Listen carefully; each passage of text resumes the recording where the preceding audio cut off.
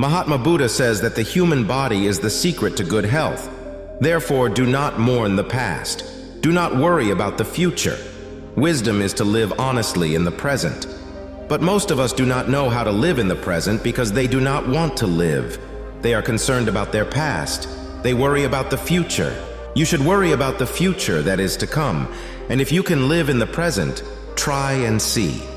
Your mind and your body will become completely healthy.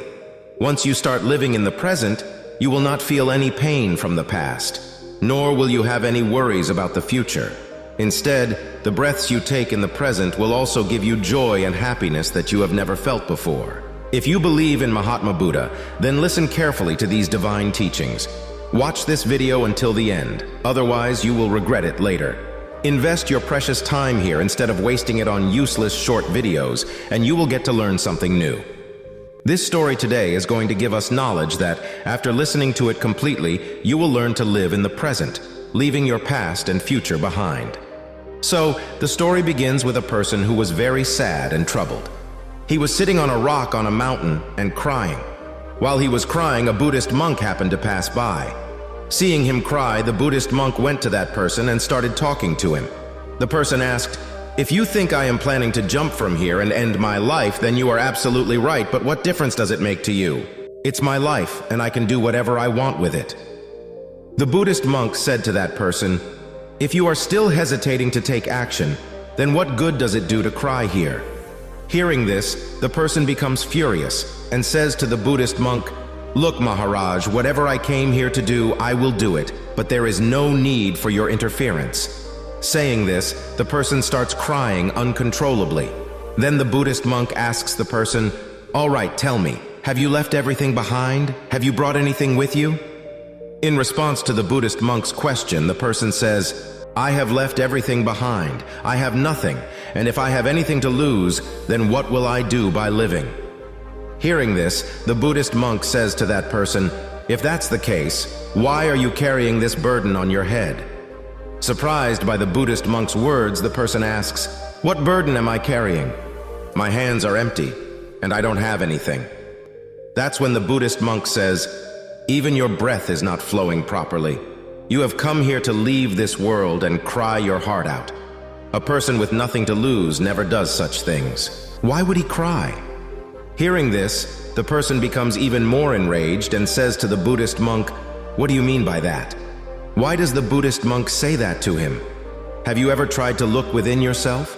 How much burden have you carried? How much weight are you carrying on your shoulders? How long will you give these burdens? Unload these burdens here and lighten up a bit. How long will you remain trapped under these burdens?" As soon as the person heard all these words from the Buddhist monk, he immediately fell at his feet and, joining his hands, said, "Gurudev, nobody has ever understood me until now. From here, many people came and went, but no one ever said these things to me. You have read my mind, to the extent that even my family couldn't understand me. But you understood me completely in one go." The person goes on to say many things to them. "Can you solve my problem?" the Buddhist monk says. "Where is the problem?" The person says, "It's at my home." "Come with me and tell that to the person. The problem is not at your home." That person says, "No, Gurudev, the problem is at my home. Come with me once and see that Buddhist monk." While explaining to that person, say, "The problem is not at your home, but it is within you. Have you ever tried to look within yourself? All the problems are within you. Until you solve them, you will only see problems everywhere all the time. And if the problem is at home, what are you doing on top of this mountain? You were saying that you have left everything behind. My own home, my family, my close relatives. And if you have left all these things behind, then your problem has also disappeared there. So why are you so troubled?" Hearing all these things from the Buddhist monk's mouth, a person says, "Guru, you are right. I understand your words. The flaw is within me. I am not capable of any work. Whenever I try to do something, I mess it up. Everything I touch turns into a mess. I have never done any work properly. My luck is just bad." Hearing all these things from that person, the monk started smiling and said to that person, "Well, it seems that you have bad luck. Tell me, what is wrong with your luck?" Then that person said to the Buddhist monk, "Guru, I wanted to do business, and for business, I needed money. So I took some money from my family and started a good business with that money, but my business couldn't last long. In the beginning, my family supported me and everything was going well. But gradually, I started experiencing losses in my business. And seeing all this, my family became angry with me and distanced themselves from me. I wanted to do good business, earn good money, so that I could take care of my family and provide them with all the comforts and conveniences they desire. I was doing everything for them, but those people couldn't understand me and blamed me for everything. I also feel that I made a mistake because I have a friend too, and he also started a business with me, but look at him. His business is doing very well. Whenever he comes to my house, he talks about his successful business. He always keeps saying how he established and managed his business on his own and took it to great heights through hard work. Hearing all this, my family also tells me, "Look, son, he is a true friend. He has taken his business from one level to another, and you have lost our invested capital. You caused us a loss." My family always tells me that I am incapable. Listening to these taunts, I was very distressed, so I took loans and started a new business. But even there, I faced setbacks, and my business completely failed. Now the situation has come to the point where even my house is mortgaged. Now you tell me, what should I do? Then the Buddhist monk says to that person, "Well, you know why your friend used to come to you." Then that person says, "Yes, I know it very well. He used to come to show me down in front of my family. He used to criticize me and show that he is much better than me in business. He is superior and wants me to feel sad seeing his success. I feel tormented and troubled." That's when the Buddhist monk says to that person, "Did you really feel sad seeing his business?" "Yes, I felt sad when he succeeded in his business and mine failed. It hurt me, and I felt jealous. I regretted and suffered." That's why the Buddhist monk says to that person, "That means you would be happy if your friend also fails. If his business collapses, you would be pleased." Hearing this, the Buddhist monk smiled again and said to that person, "This means your happiness depends on your friend. If he wants, he can make you happy. And if he wants, he can make you sad because you cannot be happy or sad on your own. You have already become a slave to your friend, and if that's the case, there is no solution to your problem because your happiness and the pain of your suffering depend on the behavior of others. Your actions have not changed anything for you. Neither can you be happy nor sad through your actions. I cannot provide a solution to your problem." That's why that person tells the monk, "Please don't say that, Guru. I have a lot of hope from you because you are the one who understands and knows the pain inside me. You know it, you understand it. I humbly request you to give me the solution to this problem." Then the Buddhist monk says to that person, "When we become dependent on others by attaching expectations to them, we completely rely on others. If I don't show you any path, then you will continue to be unhappy. You will keep crying like a sick person, but if I tell you a way, I may help you find a solution to your problem. However, remember one thing, the friend who comes to your house. He is telling you how he has achieved growth in his business, how he has worked hard, which makes you sad, but he is telling the truth about how he struggled in his life and reached that position. He is sharing his experiences with you. Now you can either use that experience or let it go in vain and generate feelings of envy in your mind. Wisdom lies in utilizing his experience, using your intelligence, and the knowledge gained from his experience. You should be happy that you are receiving the experience you needed without even asking for it. You should express gratitude to your friend because you are receiving experiences and knowledge that you couldn't acquire from your own life. So move forward, face the struggles, use that experience, and don't give up. Because one good thing about time, no matter how it is, it always changes. Therefore, whether the time is good or bad, it is certain to pass.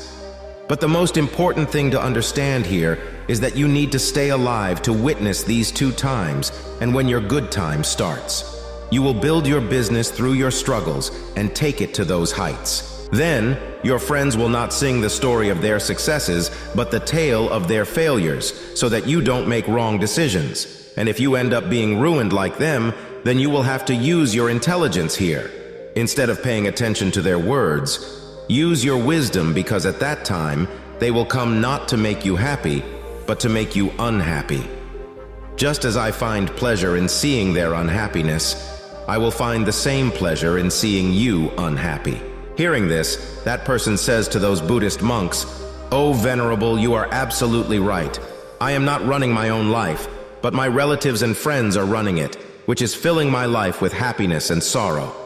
But I have one question here. When I started my business, my intention was to keep my family happy.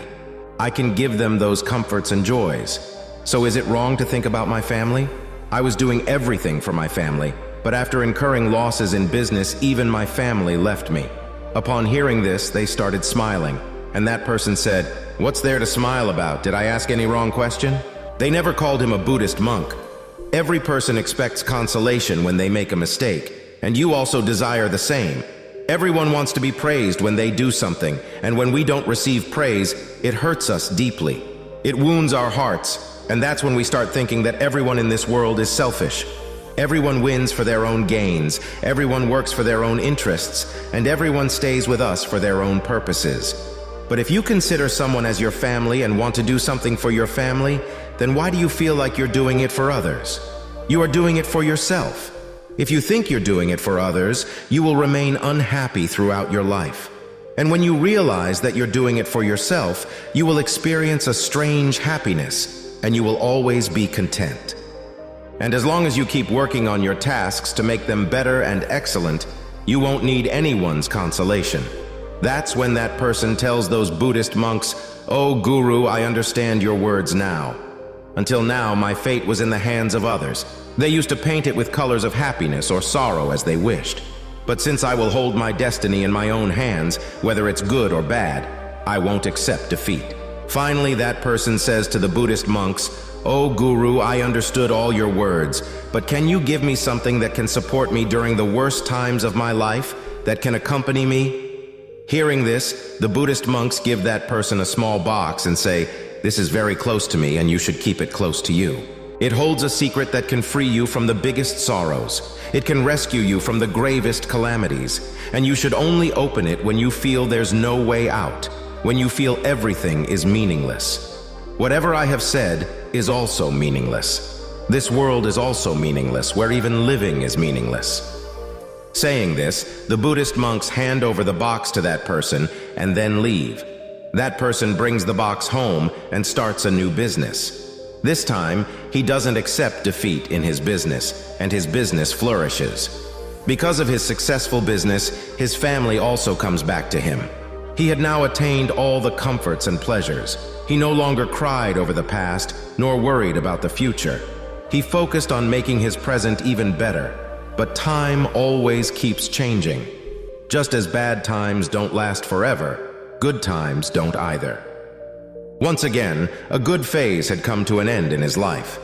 The neighboring state had attacked the state he lived in and destroyed it completely. His business had also been completely ruined. He started facing hardships with his family. They had to flee from one place to another, to the point where he didn't even have money for food and drink. Due to hunger, his parents lost their lives, but he continued wandering with his wife and 2 young brothers, who were also sick, and he had no money for their treatment. Then he started realizing that all of this was in vain. What is the purpose of living this life? This whole world is futile, and all the things those beggars told me are also useless. Today, I have nothing left. Today, I have no purpose to live. The things those beggars said have lost all meaning today. Ultimately, life is meant to end, so why live and strive to achieve heights in life? What is the point of achieving success? Even my existence feels futile now. If I had gathered the courage at that time and given something to this life and my body, maybe today I wouldn't have to witness all this and be completely disillusioned. He was completely shattered from within. He was contemplating all this when his gaze fell upon the box given by those Buddhist monks. There was a note inside the box that said, "The beginning of your new life can come from anywhere. You may have a gold coin or not, but if you have the courage, you will definitely do something." After reading that note, hope surged once again in his heart, and he regained his courage to strive for those heights in his life once again.